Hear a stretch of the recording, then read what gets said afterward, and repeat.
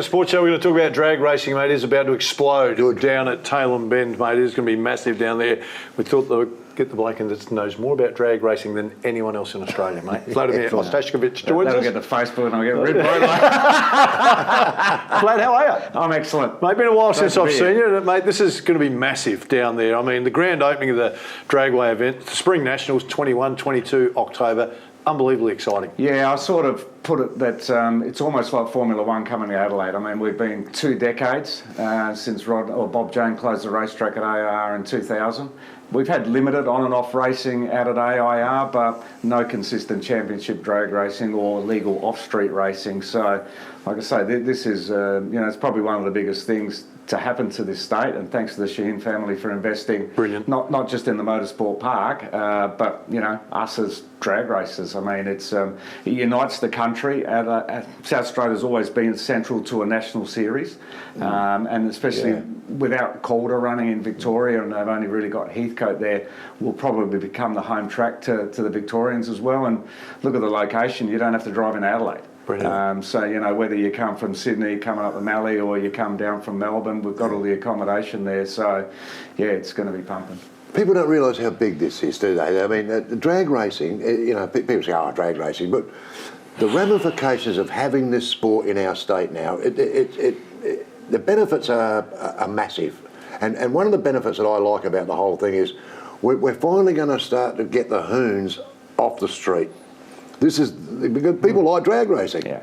Get them onto the track. I think this is a great thing. They've got an opportunity to do that. Well, this is it. Yeah. They're going to have days where it's probably my mission from God, I guess. Yeah. I don't want to see kids getting hurt on the street and acting stupid. And it really annoys me when the media say they're drag racers. Yeah. They're not drag racing on the street. They're illegal off-street racing. Yeah. I mean, they don't turn around and go, they're touring car racing on the street. No, that's true. And we got rid of that stigma for a long time. And because we haven't been in the media for that extended period, a lot of the mainstream media still go, it's drag racing, it's drag. Well, it's not. But, I put it this way.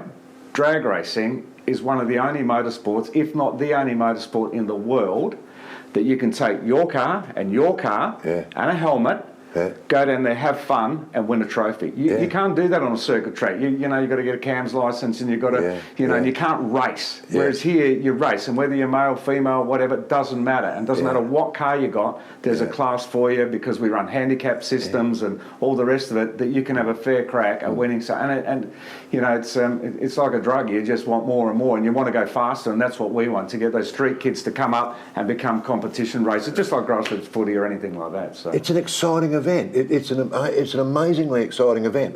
Now, I wasn't there to watch. I was there working. When I took my son, I was working for, I think it was the Winfield Drags back then. I was working for Rothmans. But the moment I saw it, I was stunned by it. It was just an amazing spectacle. I used to go with Dad. It's an amazing spectacle. When you talk about cars that can go 0 to 160 in 0.8 of a second. Yeah. I would say that's reasonably exciting to watch. And you get the speeds over 500 kilometres an hour. That's what I mean. So I was interested when you said that you can bring your car. So I reckon my CX-5's not going to go that. I'm not taking mine. But you've driven them. Tell us a little bit about it. What it's like to get behind that. Look, just the power. We owned a couple of top fuel cars, and I don't know, back then I wasn't really into the driving. I was more into the managing and the sponsorship and organising the team and getting everything going. And we had a driver who was just a cracker, Bob Sherry, and the mechanical side of things. But I got the chance to go and drive a wheel stander in America. So that's running on its back wheels down the quarter mile at 120 miles an hour in 10 seconds. So, and I shit myself on that. We went to America and, stayed with his family, Chuck Swift, and he was a great wheel stand. And he was the youngest wheel stand driver in the world when he started, and I became the youngest wheel stand driver in the world when I did it. Wow. So I got the tour, and we went around Vegas and places like that, and then we came back to Australia and toured the whole country for 6 months. So it was just fantastic. I mean, but yeah, it was driving a wheel stand is different than driving a fuel car, different than driving something else. But yeah, that was my into it. So yeah. Mate, the Nationals in October. Now, we need to sell this event. We need to get it out there and whatever.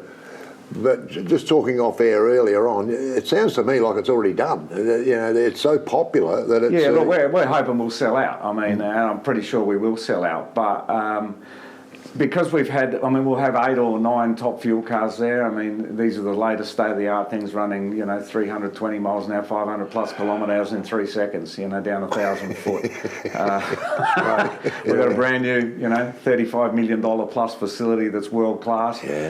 We've got technologies there that are just, I don't think are at any other dragway in the world, especially with the lighting system from Balo.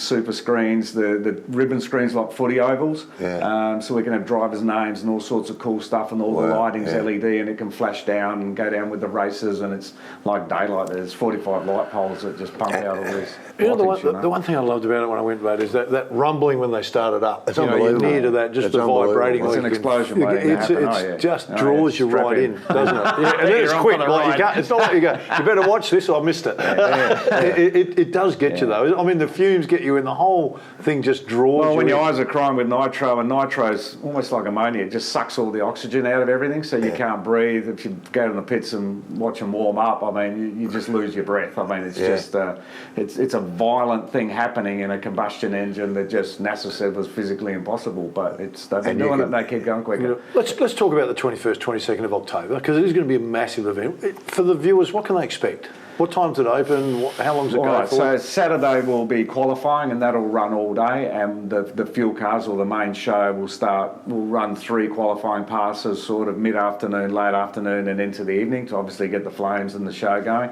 And then Sunday is the money day, it's race day, so that'll start from 9 in the morning, and we'll probably have it all over hopefully by 5, 6 o'clock. And we've got, aerial stunt shows, and we'll have lots happening for kids and clowns, and, it's got to be an event. I mean, drag racing for the purist is, they're there, but just like any form of sport, motorsport, whatever, to have the DJ, the dancing girls, the air show, the fireworks, we want to bring back, my passion is to bring back drag racing just like any other major event now. It's not just for the hardcore drag racer, but I think there's so many skip generations, my son being one of us, never saw us run the fuel cars or anything, that, people of older set, like myself, I suppose, that have kids now who, I haven't been to the drags for 15 years, you've got to come, and maybe they'll bring their grandkids and that next generation to get them hooked into the sport, and hopefully, when they do get their licence and we do school programs, to then that they come out there and start playing around and not do it on the street, and we'll be running street meetings every weekend out there in between the championship events, so there's not going to be any excuses that there's accommodation there, so if you don't want to go home that night, so we've got everything there. It's an hour out of Adelaide, it's nowhere, it's not far at all. We've secured national TV as well on this event? Yeah, so every major championship round of the National Drag Racing Series is aired on 7 and 7 Mate live. Okay. Yeah. And then they replay it. So we'll have in the October meeting will be the Top Fuel as being the major draw card, and then in January we've got the Nitro Funny Cars, which haven't been seen here for I can't even remember. Yeah. And then we'll finish with the Grand Finals in April with the Top Fuel Cars coming back again for the Grand Final, the Australian Grand Finals. Yeah. And then in between that, we'll run 5 rounds of our state championship, which will have feature brackets in it, like pro stock cars or alcohol cars or whatever it may be. And then the street meetings, diesel nights, club days for car clubs to come out there and have a barbecue and race against each other. And lots of corporate stuff. Get you guys in a car out there. Definitely, and media day to run Nate's second pass. I'm your man, mate, but if you saw my car, I'm the man, but if you saw my car, you wouldn't let me in your car. Yeah. Well, we're going to have, we're probably the only place in the world, and again, thanks to the Shaheens, is that the driver experience, if you've not been out there and done the driver experience in a Mustang or go-karting, you can do motorcar rallying, and now we'll have the drag racing driver experience. So either putting someone next to us in a quick drag car to take them down there, or teach them how to drag race in a drag racing type school environment. So Vlad, Joe Hoon and Bob Hoon in the street right now, who like to do their business on the street now, how do they get involved down there?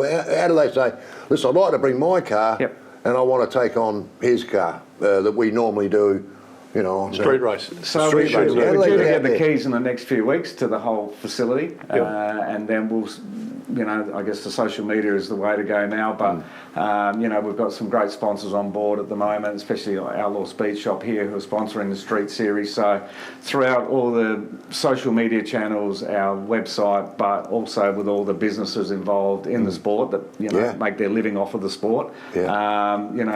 Just jump on the ben.com.au/Dragway or the Dragway sign there, and we'll have in the next few weeks all the listings of all the street meetings.